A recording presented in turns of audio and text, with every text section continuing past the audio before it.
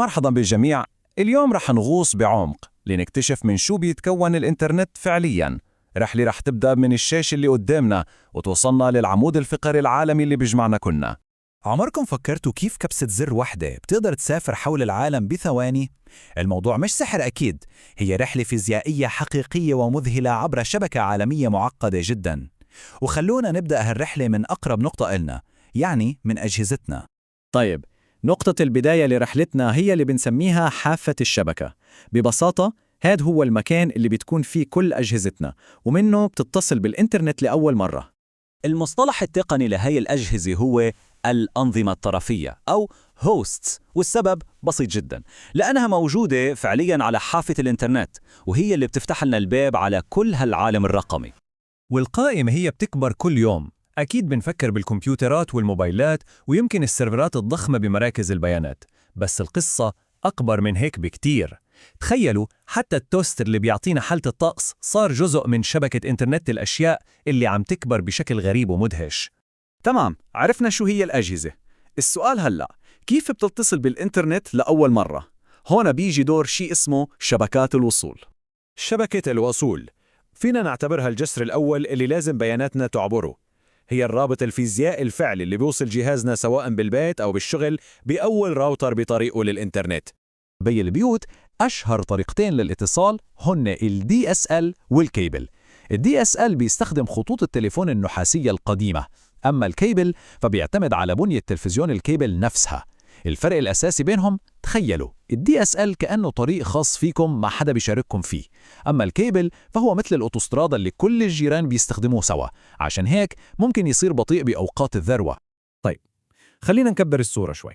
طلعنا من الاتصال المحلي ورح نحكي هلأ عن المواد الحقيقية اللي بتحمل بياناتنا، مش بس بالحي، لا عبر المدن والمحيطات. شو هي هاي المواد؟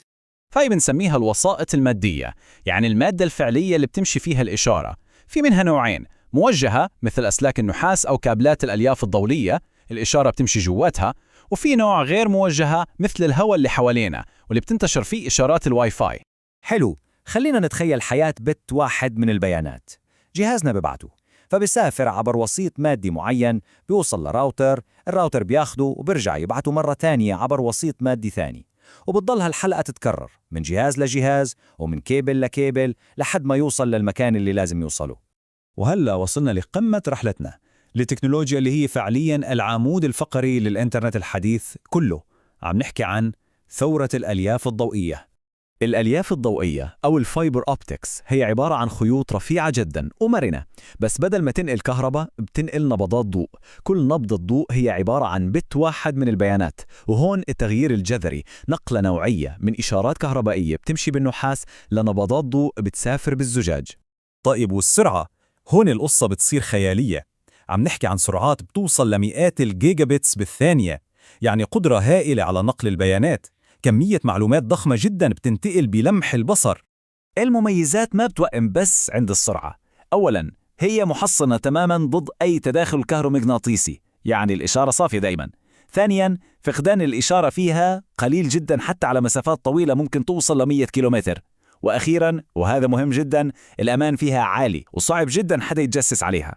طيب، إذا هي بهالروعة كلها، ليش مش كل شي واصل فايبر؟ سؤال منطقي جدا، والجواب بوصلنا للعقبة الأكبر. لكل هاي السرعة في تمن. خلينا نشوف شو هو العائق اللي بيمنع انتشار الفايبر بكل مكان. المشكلة الكبيرة مش بسعر الكابل نفسه، لا، المشكلة بالتكلفة العالية جدا للأجهزة اللي بتركب على طرفي الكابل.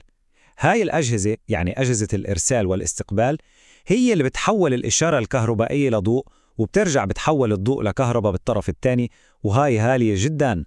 وهذا هو السبب اللي بيخلينا نشوف الفايبر اليوم متركز بالأماكن اللي بتحتاج قدرته الهائلة، يعني هو العمود الفقري للإنترنت. بنلاقيه بالوصلات الطويلة جدا وبين الدول، واللي بتعبر المحيطات، وكمان بيستخدم لربط مراكز البيانات العملاقة ببعضها. وهالشي بخلينا نختم بسؤال مهم. كل ما عوالمنا الافتراضية بتكبر وكل ما اعتمادنا عليها بيزيد، شو هي الكلفة الحقيقية على أرض الواقع لنوصل كل هالعوالم ببعضها؟ سؤال بخلينا نفكر بمستقبل البنية التحتية اللي كل حياتنا الرقمية معتمدة عليها.